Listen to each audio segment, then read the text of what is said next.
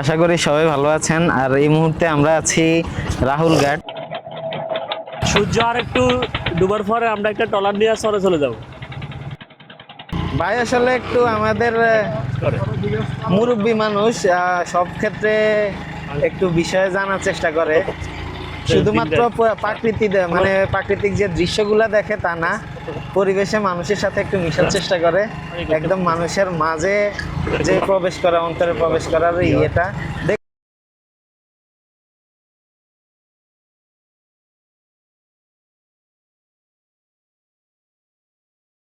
দেখুন আমরা যে আসলে এত সুন্দর মনোমুগ্ধকর জায়গা, আসলে রোডটাই আসলে এটার একটা বড় এক্সাম্পল যে হ্যাঁ কিছু সমস্যা আছে, বিশেষভাবে আমরা স্থানীয় প্রশাসন বা অন্যান্য যে মন্ত্রণালয়গুলো আছে তাদের বিশেষ দৃষ্টি আকর্ষণ করতেছি, এটা আসলে রক্ষা করা দরকার। আসলে মিয়ারহাট বা রাহুলঘাট এটা কথা না, এখানে যে পরিমাণে ভাঙ্গনটা হচ্ছে একদম আসলে এর বিগত বছরে যখন আসছিলাম তখন আসলে এরকম ছিল না, কিন্তু এখন একদমই শোচনীয় অবস্থা। ভাঙতেছে ঠিক কিছুটা হচ্ছে আমাদের আলতাপ মাস্টার ঘাটের মতো ভাঙতেছে, জানি না সামনে কি হয়, কত দূর ভাঙে। আর এখানে এই পর্যন্ত মনে আমাদের গন্তব্য, আসলে এদিকে এসে ঘুরতে এসে ভালো লাগছে, নদীর কাছ দিয়ে চালাচ্ছি। আর এরপর মনে হয় না যাওয়া যাবে, এখানে আরো বেশ কিছু দর্শনার্থী ভাই আছে। ভাই কোথা থেকে আসছেন আপনারা? কোন জায়গা, লোকেশন থেকে আসছেন? লক্ষ্মীপুর থেকে। আচ্ছা ভাই, লক্ষ্মীপুর কোন জায়গা থেকে? আমরা তো লক্ষ্মীপুর জেলার বাসিন্দা হিসাবে আসছি লক্ষ্মীপুর থেকে। লক্ষ্মীপুর সদর থেকে। এর আগে আসছিলেন এখানে না প্রথম?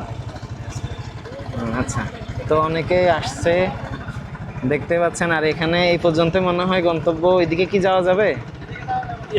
যাওয়া যাবে না, আর বিশেষ করে ওই যে ওইদিকে পানি আছে। ভাই আপনি কি কিছু বলছেন সবুজ ভাই? নাকি আমরা এদিক থেকে ঘুরে এদিকে যাওয়া যাবে না? না, ওই যে পানি দেখা যায় ভাই।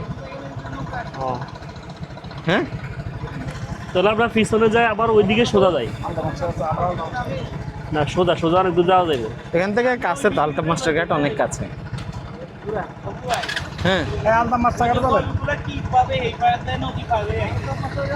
আচ্ছা, চরে যাওয়ার কিছুক্ষণ পরে হয়তো আমরা চরেও যাবো। আচ্ছা চলেন তাহলে।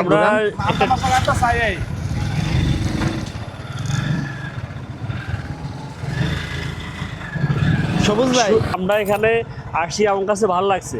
যারা এখানে স্থায়ী বাসিন্দা তারা কত কষ্টে জীবনযাপন করে, সারাক্ষণ টেনশন, ভালো একটা বাড়ি করতে পারতেছে না, কখন নদী ভাঙে নিয়ে যায়, কত টেনশন। কিন্তু আমরা তো আলহামদুলিল্লাহ, আমার কাছে ভালো লাগতেছে।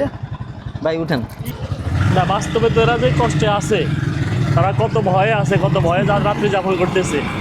আমরা আসি বলি ওয়াও, অনেক সুন্দর লোকেশন। আমাদের সবুজ স্যার মাদ্রাসার শিক্ষক, তো উনি যে কথাগুলো বলছে কিছুক্ষণ আগে আপনারা অবশ্যই শুনছেন বিষয়টা।